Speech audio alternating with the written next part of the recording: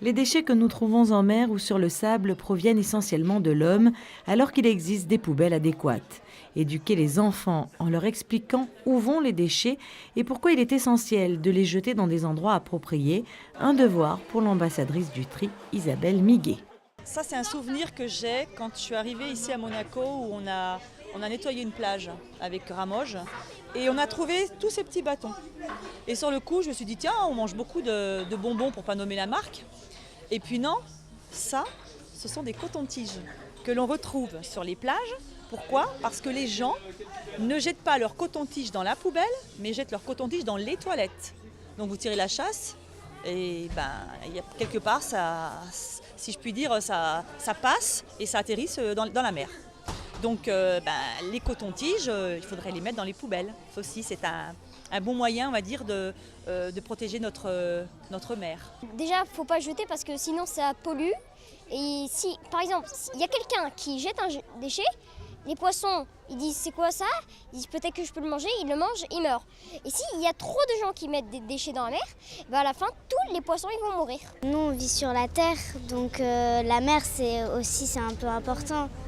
C'est aussi ça qui fait vivre les autres êtres qui vivent dans la mer. Et alors, qu'est-ce qu'il faut faire pour la protéger ?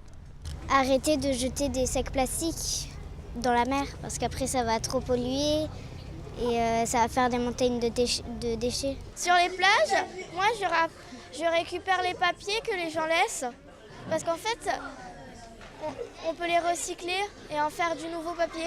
Les enfants, est-ce que vous jetez des papiers ou des plastiques à la mer ? Non, jamais. Jamais.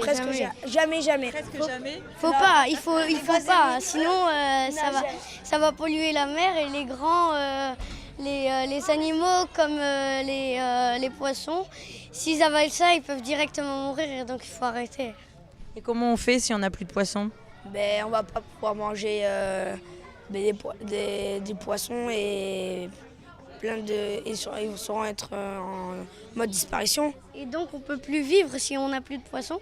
Après c'est la chaîne alimentaire, s'il n'y a plus les poissons, il n'y a plus les herbes, Et après on est les derniers, donc après c'est nous. La vérité sort de la bouche des enfants.